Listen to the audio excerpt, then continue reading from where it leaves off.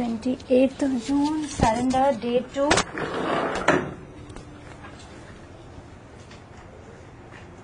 So our topic, why to surrender, continues. Can we open to our prayers? Introduction, page number 1.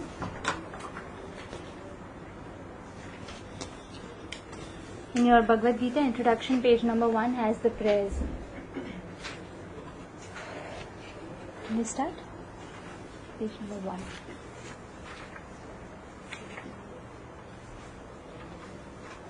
Om Ajnanatimirandhasya Jnananjana Shalakaya Chakshurunmilitam Yena Tasmai Shri Guruve Namaha.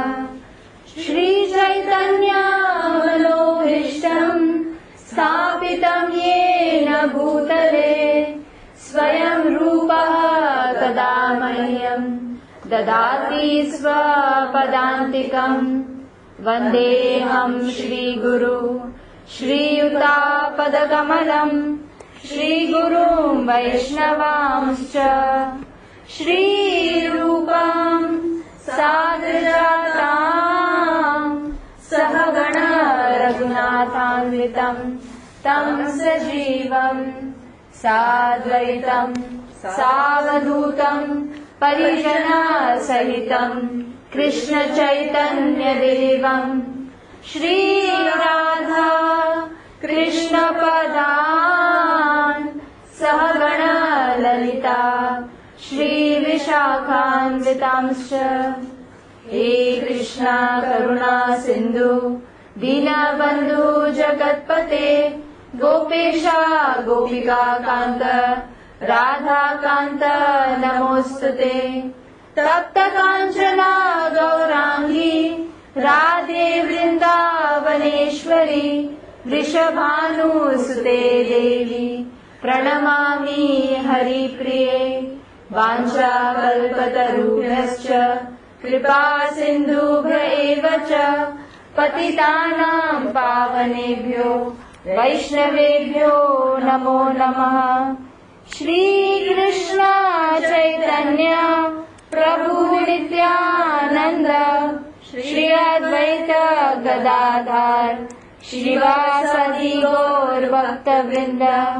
Hare Krishna Krishna Krishna Hare Hare Hare Rama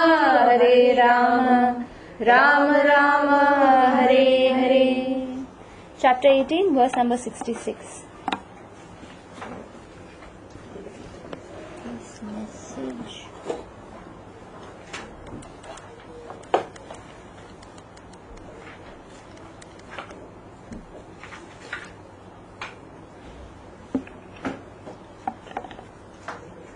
So we're at the topic for surrender.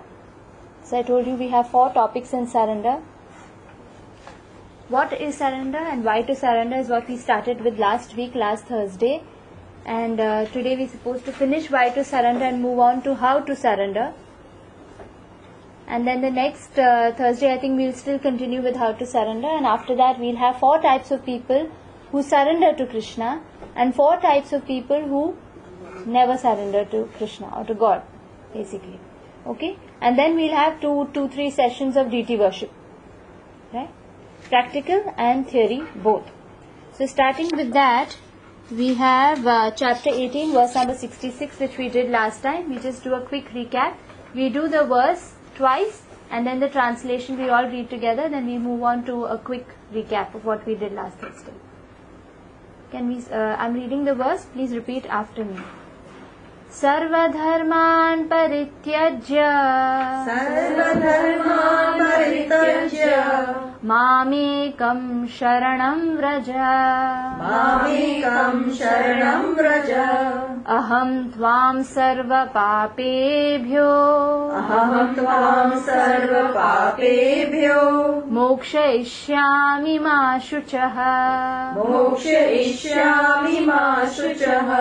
All of us together, the verse start.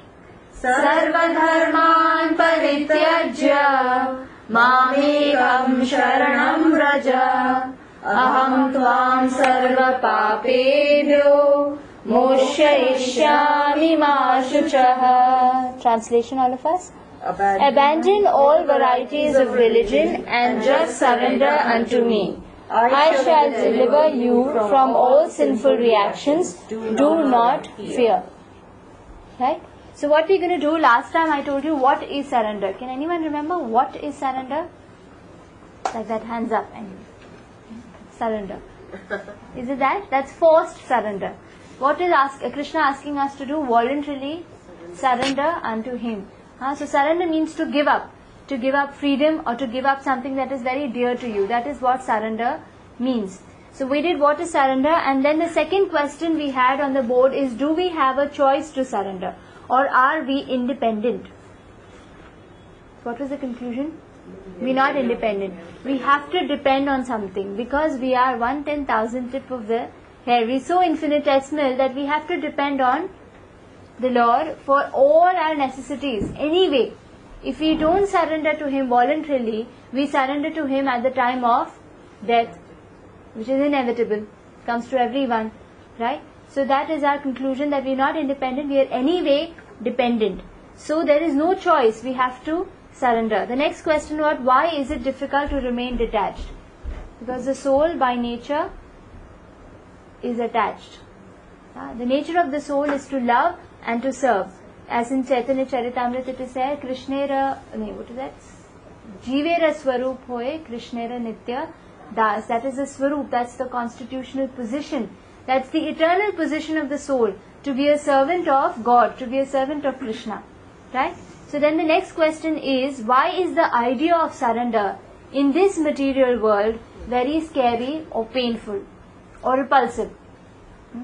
So we did two things under it. We did, there's force or the compulsive surrender is very repulsive to the soul. Yeah, just like a thief who is being pointed at, he doesn't want to surrender but doesn't have a choice. So that surrender is very bitter. That forceful surrender is very bitter. So that kind of experience that we have, and the second experience in this material world is that when we surrender to someone forcefully or voluntarily, then that person gives us pain. Or that particular aspect or that particular object or person has power to control us. That is very fearful. If I give up to him, then he will control me or she will control me. So I don't want to give up. I'll give up partly, not completely. But Krishna demands here complete surrender. Yeah? So then the next question is, why is Krishna asking us to surrender unto him? If he knows that something like surrender is like subjectivity, yeah, it's like I don't want to be subordinate, I want to be the controller. Why is he asking me to go against my wishes?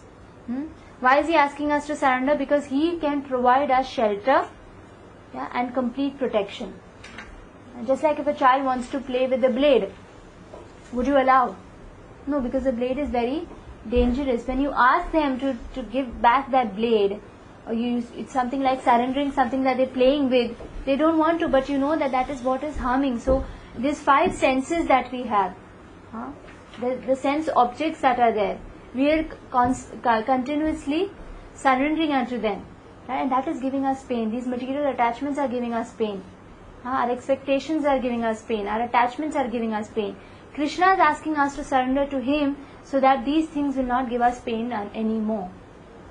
This is why he asks us to surrender only to him, because he gives complete protection, complete shelter and no pain. Yeah? And the second thing is, Krishna has nothing to gain by our surrender. Yeah? So we read those verses 10.8 where there was this topic that Krishna says that everything belongs to me, everything emanates from me. And then we did third chapter, few verses 21, 22, 23, 24, 25. We went across those verses that Krishna says that I have nothing to gain in this world. There is no object that I desire. Then why is he asking us to surrender? He has nothing to gain. Usually when someone says give me something, it's because they want to exploit you or they want something that they don't have. But Krishna has everything, but still he is asking us to give him love, give him surrender. We should understand that he has nothing to gain. When we surrender to him, it's only to our profit. Yeah? And surrender could be 4 types. That is out of fear, out of desire, out of duty, And the best is out of love. And then the next question is, what is the inspiration to surrender to Krishna? That's where the point where we stopped. So that is what I'll write on the board. What?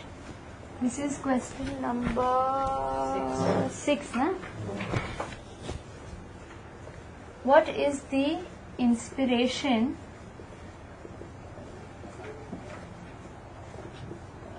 to surrender to Krishna? The 2 points that we did here, the third point we have to continue from. First point being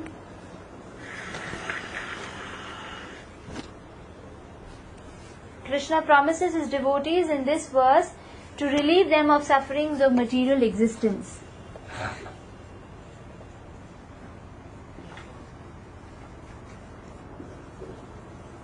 Third point. Second point is Krishna takes us back to his spiritual abode. Third point is Krishna's personal qualities are a great inspiration to surrender unto him. Under this we have few points which I'll write it here. Is that okay? I'll just read it once. First point on what is the inspiration to surrender to Krishna is what is in it for me. In other words, yeah. So we have the first point is Krishna relieves his devotees of sufferings in material existence. Krishna takes us back to his spiritual abode. And the third thing is Krishna's personal qualities are a great inspiration to us. What is his personal qualities? Number 1, he provides shelter. He promises shelter to his devotees, no matter what happens in their lives. Number 2, Krishna purifies sinful reactions of the devotees. Number 3, Krishna only wants to exchange love. He doesn't want anything else. We don't have anything else to give him anyway, but he wants love. Number 4, Krishna offers himself to his devotees. He offers himself, his very self and his opulences also. Number 5, Krishna fulfills desires of his devotees.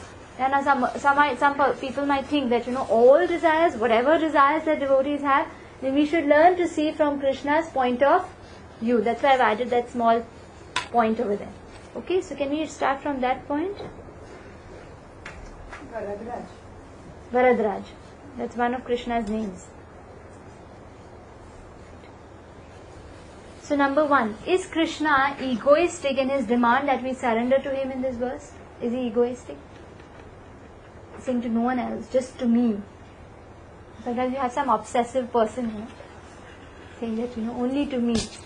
This person is only for me, for no one else. Krishna sounds like that when he says, Ma mekam sharanam rajay. He says nobody else, only to me. Only I can give you what? Relief from sufferings in material existence. In fact, in Ramayana there's one particular shloka which says that for once, just once, if it's even possible, that there will be oil coming out of grains of sand. Is that possible?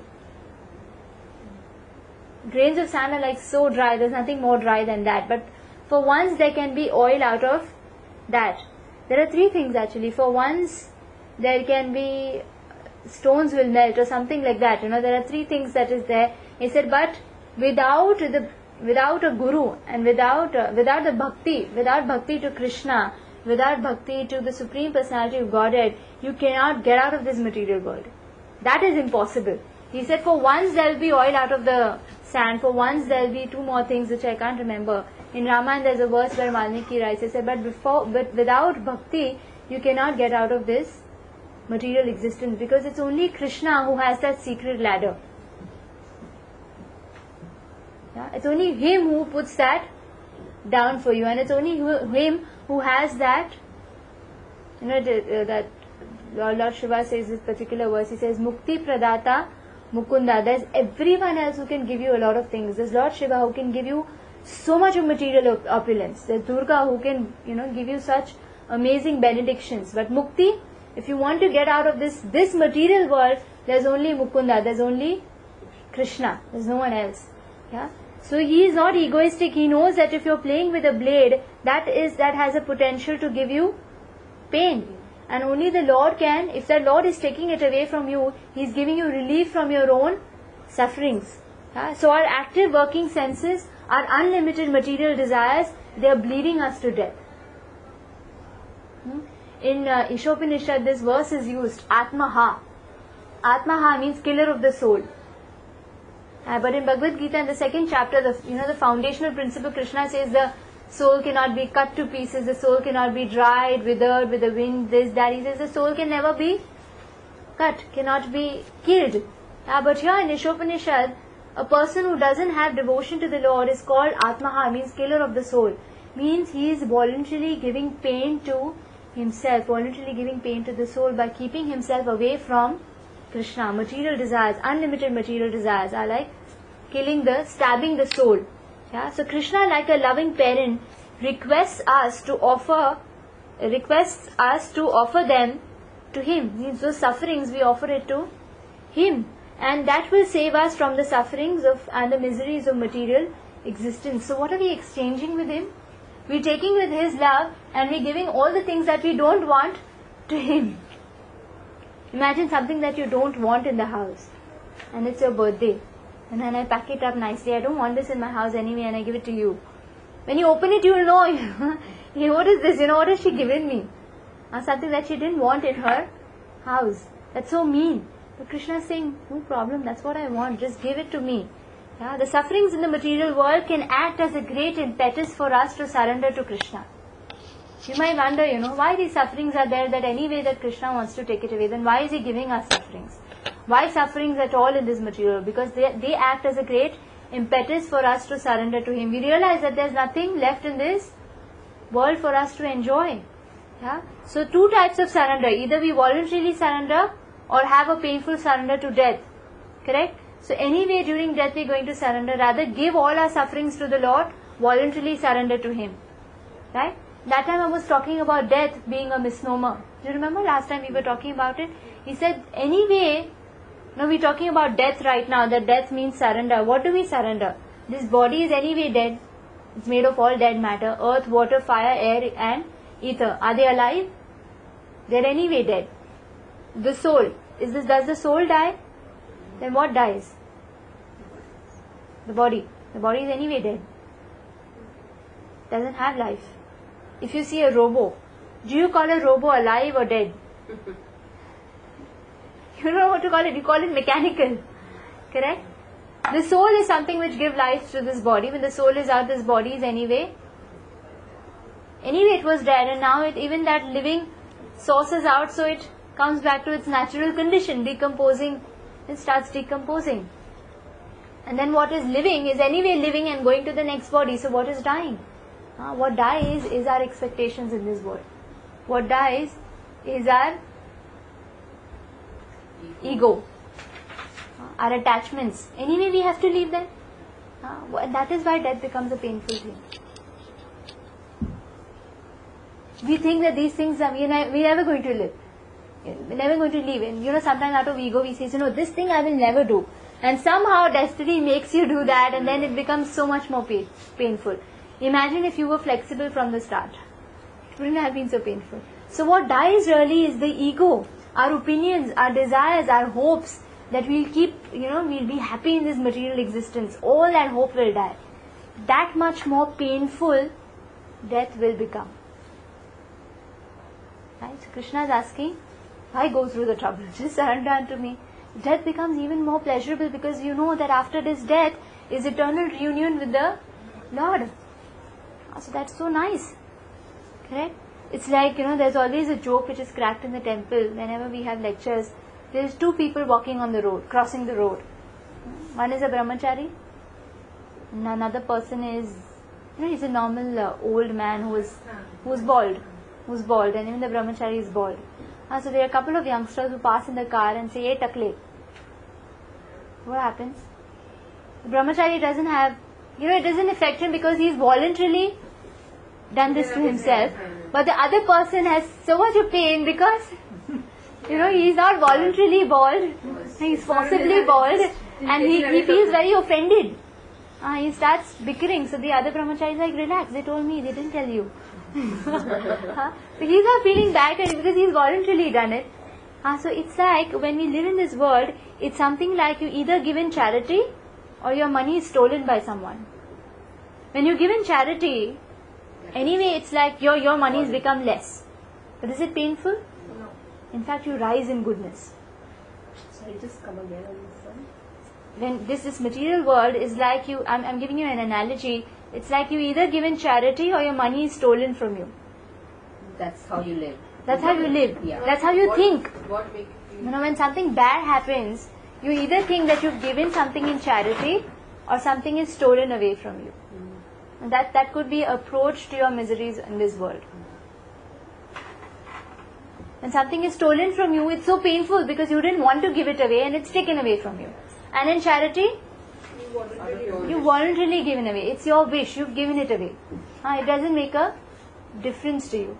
But you've risen in goodness. And here, you've only become more negative. So your death is going to come inevitably. You either embrace death, you understand that this is going to reunite me with the Lord, or with this death, my hopes, all my expectations from life, my desires which are still pending, the unlimited ones, everything is crushed to pieces, everything is dead. So that's what. Attachment and duties are natural and obligatory. So anyway we have to do this. We either surrender to the Lord and He takes care of our sufferings in this material world. Number 2, what is the inspiration to surrender to Krishna? He takes us back to His spiritual abode. He promises, He says that one who understands Janma Karma Cha Me Divyam Evam Yo Veti Tatvata Tyaktva Deham Punar Janma Neti Mam Eti So Arjuna. That's 4.9. Can you all open it? Chapter 4, verse number 9. I don't remember my translation there.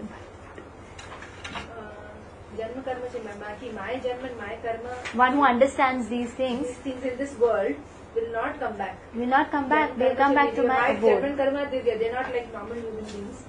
Janma karma chimma. Exact. Can you all read the exact one? You all are there? Yes. Can you start reading that?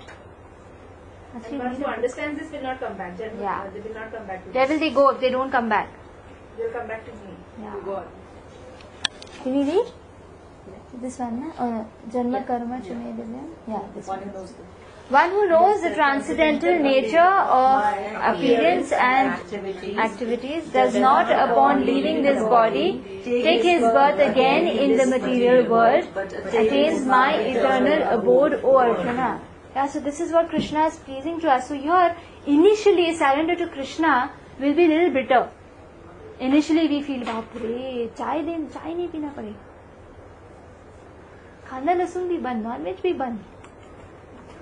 उफ, to painful ना. कितना कुछ छोड़ना पड़ता है. Yeah, but initially it is said something that tastes like poison is nectar in the end. And a lot of things which taste like nectar in the beginning are poison in the end. What would you prefer? Poison in the end? Nectar in the end. For every material endeavor, there is some shram. Imagine if you're putting that shram in the right thing for eternal nectar in the end. Worth it. Right? So imagine, initially it's a little bitter because we're so attached to our things, we're so attached to the mode of passion and mode of ignorance, the things that we're doing, that takes a little time for us to come to mode of goodness. But then, surrender to Krishna becomes very, very sweet experience. You cherish every moment of it then.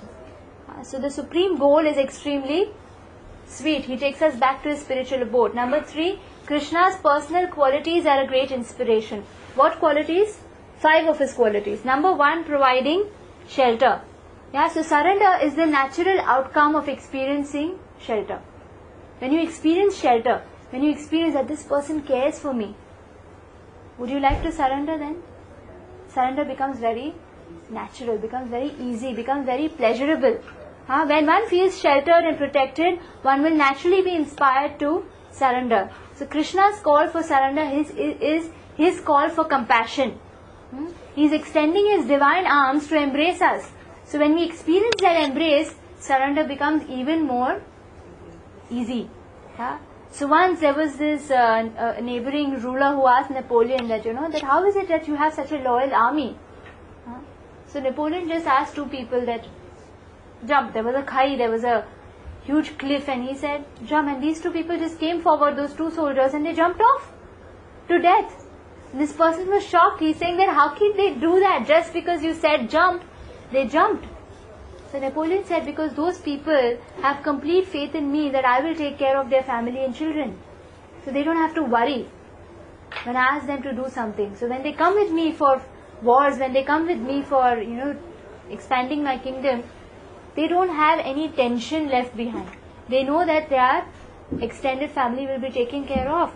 So, but this is just a material person. Napoleon. Later on he had to, he was captured, and when he was captured he had to eat food mixed with horse urine. And imagine this is a normal person who is promising so much of shelter. What to speak about the Supreme Lord? Huh? Even an employee who surrendered to his company gets so many perks and benefits.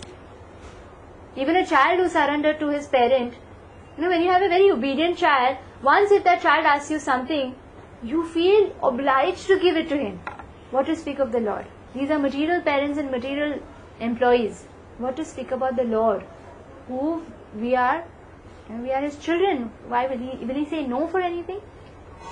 No. So then that's why the second thing is he provides us shelter, complete shelter. There's a part where in Srimad Bhagavatam, which canto is it?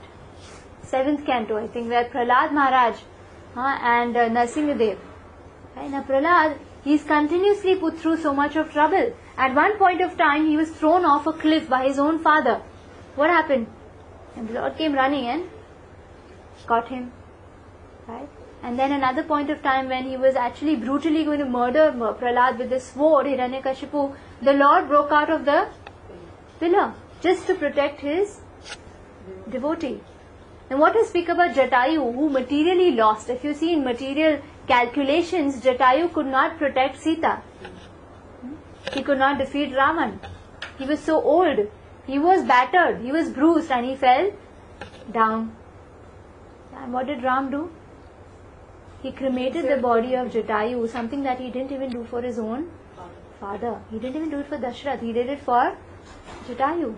So if he does not protect us physically, he protects our consciousness either, or best is he takes you back to the spiritual abode when you die with such consciousness. Right? So there's only shelter that we'll get in exchange when we surrender to the Lord. What is the second thing that you get? He purifies sinful reactions. Again, last time I was mentioning about Putana, where Uddhav speaks this beautiful verse in the 10th canto. He says, if you want to surrender, you should surrender only to Krishna, because only He is capable of giving you complete protection from your sinful reactions. Now speaking about Putana, who is she? Sister Labhanga. Yeah, she came to kill Krishna, and such a sinful woman. Last time I was mentioning, I remember that she would kill infants. Even the worst of criminals, when you see babies, they're so sweet. You smile, and the way they talk, the way they walk, you barely walk. Everything is so cute about babies. But imagine killing babies and how drinking their blood. Kechari she was called, witch. Such a sinful woman. But what did Krishna see? Yeah, she said that she gave me milk. That's a service. That one tiny little service that he saw in her, he magnified that.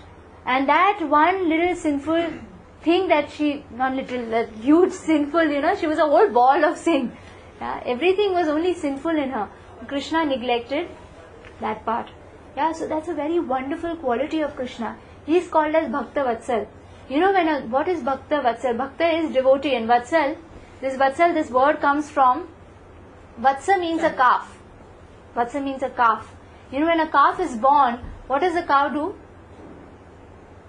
Whatever that amniotic fluid is around that calf, it's very sticky. The cow personally, with her own tongue, cleans her calf, cleans her baby, personally with her own tongue. Yeah? Licks and licks and licks till she's completely clean, till the calf is completely clean from all sides, from all. That's what Krishna does. Personally takes out all the sinful reactions, all the sinful tendencies that are there in us. We simply need to surrender.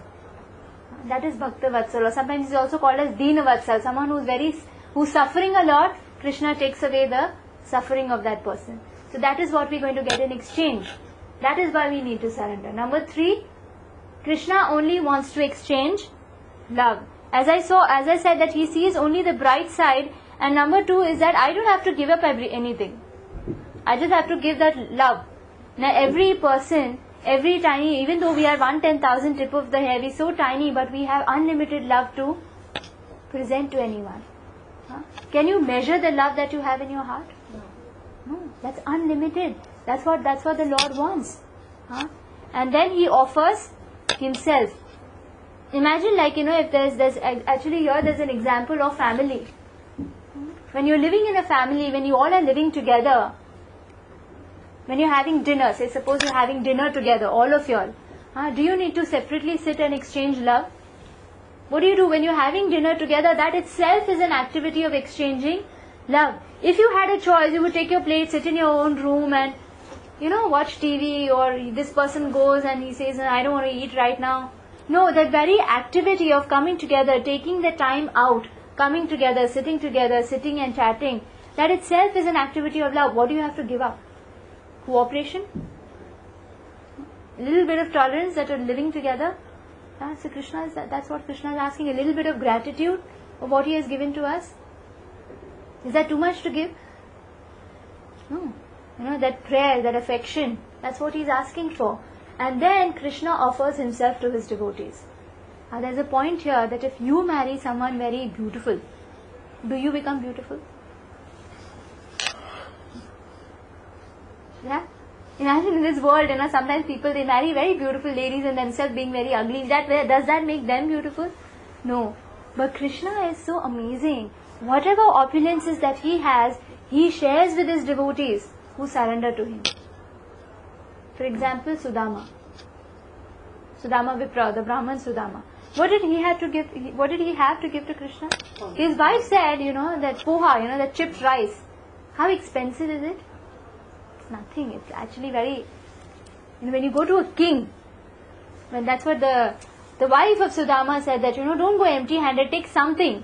But she knew that there was nothing in her house, so then she had to beg this chipped rice from her neighbors and give it to Sudama, and this in a small potli. This is what he gave to Krishna. And what did Krishna say? Once there in Srimad Bhagavatam 10th canto, he said, this is amazing food. I've never tasted anything so wonderful. Is it really that way? No, but Krishna could taste that love that Sudama had for him. So that is what Krishna wants. And then what did he share with Sudama? So much opulence that even Indra did not have in the heavenly planets. In exchange of what? Chipped rice or love? It's love.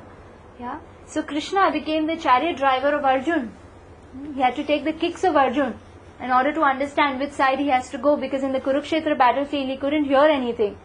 So then he has to kick the shoulder, right shoulder for going right, left shoulder for going left. So he is voluntarily doing that. Yeah, when he was a baby, the gopis would clap, he would dance, just to make those gopis happy. Yeah, so the Lord doesn't want anything from you. In fact, in Srimad Bhagavatam, Narad Muni is talking to Yudhishthir in the 7th canto, 15th chapter. He says, my dear Maharaj Yudhishthir, you Pandavas are so fortunate in this world.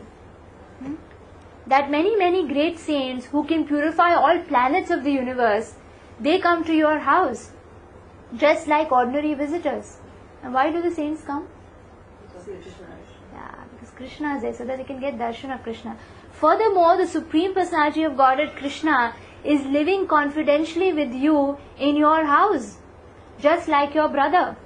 How wonderful it is that Supreme Personality of Godhead, the Para-Brahman, Krishna, who is sought by great, great sages for the sake of liberation and transcendental bliss, is acting as your best well-wisher, your friend, your cousin, your heart and soul, your worshipable director and your spiritual master.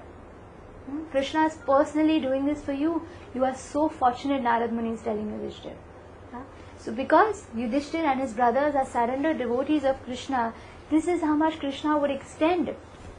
The most amazing part in Mahabharata, I remember, is that finally, there are just couple of days left for the actual Kurukshetra war to take place. And all of the pools of army are all coming together, and Yudhishthira is watching from the balcony. He had to stay at Panchal Desh. He had to stay at Draupadi's house because he had lost Indraprasth to Duryodhan. Duryodhan was not ready to give back even after the 13 years of exile. They were victorious. They were successful after that whole thing. He was supposed to get it back, but he didn't. So then now war was inevitable. So standing there in the balcony, when he saw so many people coming together to fight for his sake, he thought, no, I don't want to fight. Looked at his brother, pleaded his brothers. Even Bhim was always like, he was throughout those 13 years, he was just waiting for that revenge.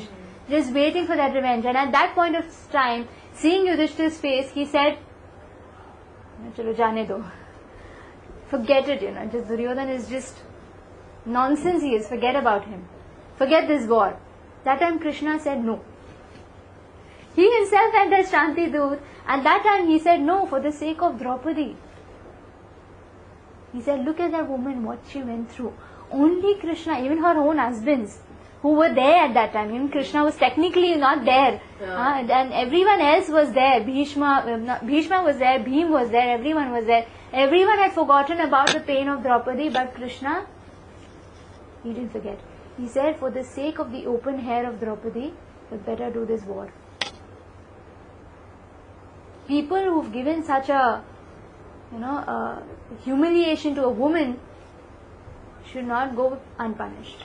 And you must fight this war. And he is the one who coaxed for the sake of Draupadi. So if everyone will forget, but Krishna never forgets. So he offers himself to his devotees.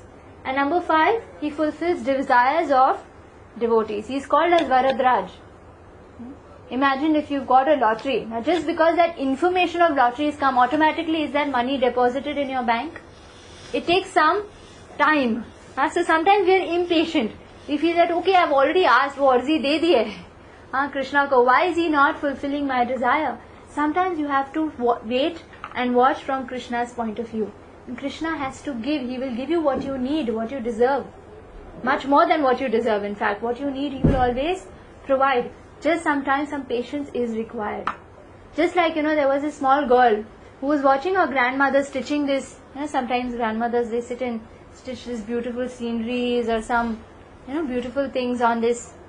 You have this handle and then that thing is spread out. When she was watching from down, she could see all those colors all, entwined, all mixed up. And she's saying, what are you doing? There's brown and there's green and there's blue and everything is just mixed so jumbled. It's so ugly. What are you making? Why are you wasting your time? So this girl was sitting down and she was looking at her grandmother. And she could see this embroidery from below. So the grandmother took her, put her on her lap. And as she saw that beautiful thing which is all painted or sewed together. And it's actually a very beautiful thing. Sometimes when from our point of view, our tiny point of view, when we look up at the Lord and we say, what a mess you made out of my life. What have you done? But if you see from Krishna's point of view, sometimes that might be the point for you to surrender. That particular occasion, that particular situation. Maybe that may be the best thing for you. Krishna's painting your entire life. You might find that, all colors are jumbled up and mixed up. All emotions are mixed up. This is too much for me to take. But just wait. You'll see that beautiful paint too. All paints to come together. Then you'll see the beautiful painting which Krishna has made out of your life. For you to reach the ultimate surrender. So once we learn to see from Krishna's point of view, then we shall see only one force in action. What's that force? The force of love. The force of love and affection of the Supreme Lord. Everywhere. Krishna attracts everything and anything by his force of love. Therefore Krishna means all attractive. This word Krishna in Sanskrit, it means all attractive. People use this force of attraction to exploit material energy or to exploit each other. But the original nature of this force of love, it belongs to Krishna. And he simply brings out surrender. Correct? So after these points are over, into a quick recap, we did 5 points of recap, and then question 6 is, what is the inspiration? What is in it for me if I surrender to Krishna? There are 3 points and 5 sub points. We're relieved of our material sufferings. Krishna takes us back to the best place, to where we belong, the spiritual abode. Number 3, His personal qualities are so amazing. What we get in exchange is shelter, freedom from our own sinful reactions, the whole stock of it. Number 3, there's only exchange of love. We don't lose anything. And Krishna offers Himself to His devotees, sometimes shares even His opulence. If He takes us to His spiritual abode, what happens? You get to use everything that belongs to the Lord. Yeah? His opulence. And in fact, even there is something called Sarupya Mukti. Sarupya Mukti means you look almost like the Lord. You have 4 hands, you have that blue. There are these Vaikuntha Vasis, even they have a blue complexion like the Lord. Beautiful body. And 4 arms even. Except for that Srivatsa, that tuft of white hair that Krishna has, and the Kaustubh Mani. Everything is the same. So you get to enjoy so much. What is there to lose? Krishna is offering Himself and His own opulences to His devotees. And Krishna fulfills desires of His devotees. So that's why we cover the point of why we need to surrender to Him.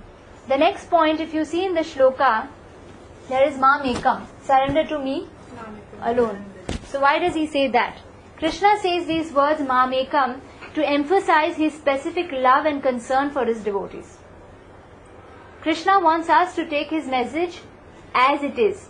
He draws the attention of the devotee to Himself. He points out to Himself. He says to me, to nobody else. When He says to me, He doesn't mean, some people have this notion of where they think that Krishna is saying that unborn within me, or the beginningless within me, or the Brahman.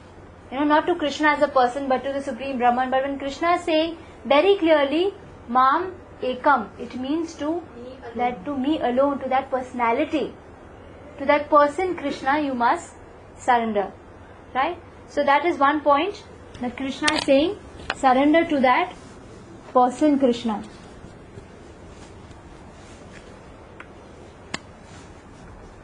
I'm just writing Mam Ekam. Mam Ekam. What does it justify? The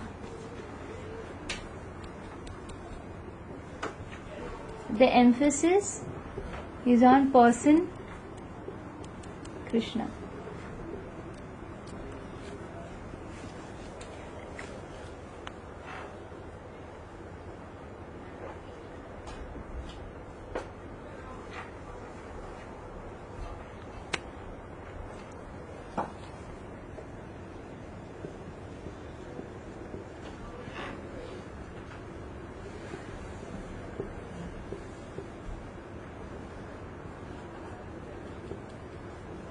Analogy of a married woman.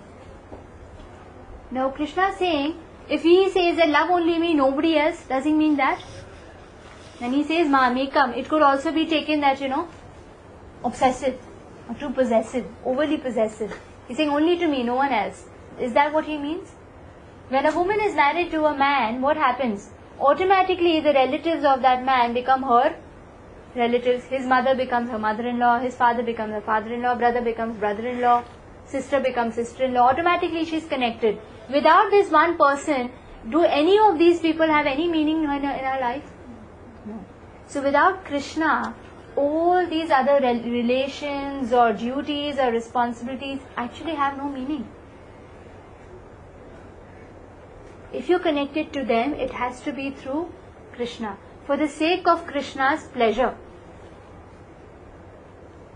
Whatever responsibility you have, whatever commitments that you have in this world, whatever obligations that you have in this world, you must offer that to Krishna. Do it from the point of view that this is for Krishna's pleasure. Yeah? Just like that married woman is tolerating everything because she is connected to this person, because she loves that man whom she is married to. Right?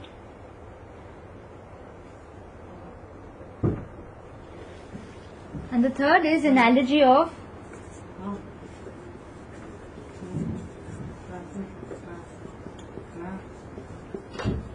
rope in the well. Suppose if someone's fallen in the well and they throw a rope and this person is crying and howling, and what will this person say? Just don't do anything, just catch the rope.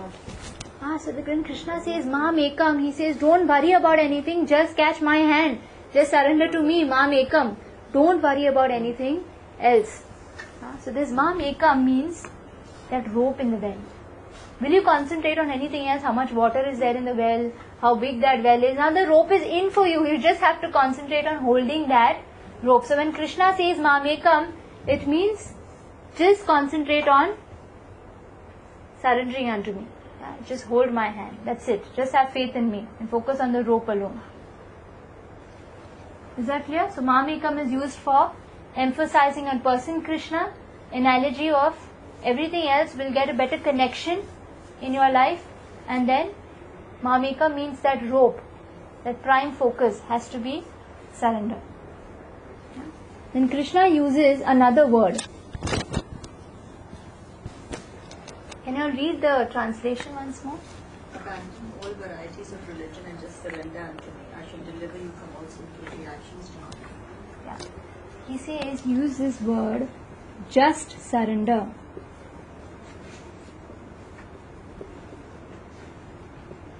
So why this word just? This word just is also highly significant in this verse. It indicates, number one, the sense of urgency. Krishna says, how much will you go through in this world? Just surrender. It's so urgent. There's nothing more important. When Krishna speaks, just surrender, the pure devotees understand the spirit of the Lord. They understand His urgency. They understand His compassion. He understands our pain. He's trying to give us a solution. And He's asking us to take the solution for our benefit. Take the medicine for our benefit. So Krishna says, don't worry for anything else. It's an urgent and a very comforting statement. And imagine when you say, should I do this business, should I not do? And there's another person who says, just do it, you're only going to make profit. It's such a comforting thing. You feel that, okay, there's no tension left then. Right? It shows that there's a person who cares. He's actually bothered about me. Right? That sense of urgency. Number two, he requests us to surrender without any doubt and speculation.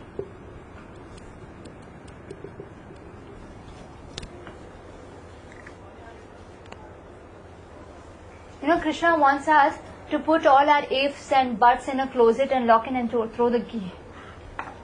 Yeah. Don't doubt, don't speculate on what's going to happen if I surrender this, if that. No, just surrender. Don't have any doubt about it. He says, I will take care of your sins. If you think, Chanakya Pandit says that even wasting one moment of human life is like wasting millions of gold coins.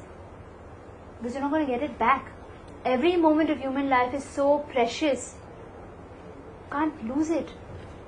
You must surrender to Krishna, whatever little time that you have. So Krishna wants us to take the nectarian process of surrender immediately, and He indicates us by the word just. That urgency is coming out. Right? And there's another point. I want you all to open 9.27.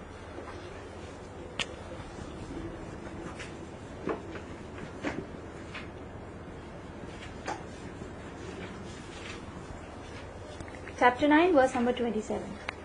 I'm sure you know this verse. Patram Pushpam. So in the 9th chapter is called the most confidential knowledge. Can you see 9.27? Can we all read the shloka together? Patram Pushpam Phalam. Sorry, 9.26. 9.26. Sorry, 9.26. 26.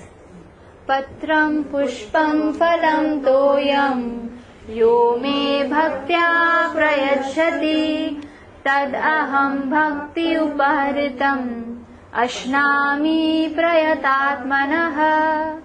This is the point of time where Krishna is asking something. What's he asking? Let me see what diamonds he's asking. If anyone offers me with love and devotion a leaf, a flower, a fruit, or water, I will accept it. Something that even a baby can provide. Yeah, just a leaf, a flower, a fruit, or just some water, that's it. This is almost like begging. You know, someone says in the traffic signal, say, 1 rupaya dena, 2 rupaya dena. Well, it's not a big deal for you to give. Krishna is saying even lower than that, a leaf, a flower, a fruit, just some water, that is also free. This is almost like begging. Why is Krishna asking? In fact, in the next verse, 9.27, he almost goes another step forward. Can you all see that? Yat karoshi? Sir, yat karoshi? Yeah. Yat karoshi tadashnasi, yat juhosi dadasi yat, yat tapasyasi kaunteya, tat kurushva madarpanam. What's he saying? Whatever you offer or give away, and whatever austerities you perform, do that, O son of Kunti, as an offering to me. yeah. In fact, chalo, if you don't have that water, fruit, वो भी नहीं मिलता है, so then do this at least. Whatever you eating, First offer to the first offer to him. That you'll eat anyway. Even if you don't give him that water, fruit, you'll offer. Okay, just offer it to him. Whatever you do, you can offer it to him. This is almost like begging. Why is Krishna bringing himself so cheap, so low? Why is he doing that? He's saying just surrender. That urgency, that compassion, that begging. For what? One has to work so hard to worship the demigods. 10 नारियल से कम तो कुछ नहीं. People walk and so many parikramas, this, that, they climb mountains. What all things you have to do to worship demigods? What does Krishna need to worship to him? One flower, one fruit, one leaf, and then just some water. That's it. He said, I will accept it. Why does the Supreme Lord cheapen himself so much? The reason is because Supreme Lord is eagerly waiting that we develop pure love for him in our hearts. By offering to him, what will happen? He'll get a chance to give us a benediction, to give us a boon, to give us pure love for him. So with that, this pure love for Supreme Lord can only satisfy our longing for an eternal, unlimited object to reciprocate with our love. Our nature is to love, our nature is to serve. What right now we are longing for is some object that will give us eternal love. Isn't it?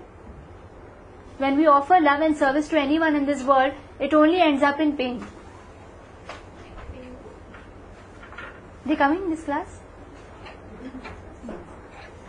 Yeah, Mataji is not got it. These books, I think some people left out to take it last time. I can't recollect who. You for sure. You're not taken, huh?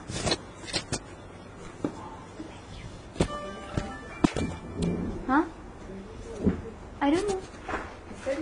He said he's coming. Okay, then he'll come. I'm just going on till he doesn't come. He done. I'll shut up when he comes. Automatically.